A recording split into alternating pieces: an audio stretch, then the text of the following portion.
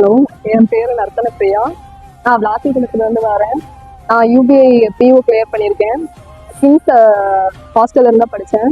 எனக்கு ஊர் ரொம்ப தூரம்னால ஹாஸ்டலில் ஃப்ரீயாக தான் சார் ஹாஸ்டலில் தான் ஃப்ரீயாக படித்தேன். சாப்பாடு முதற்கொண்டு இங்கே தான் ஃப்ரீயாக தான் ஃபுல்லாக சாப்பிட்டேன். படிக்கிறது மட்டும்தான் வேலை.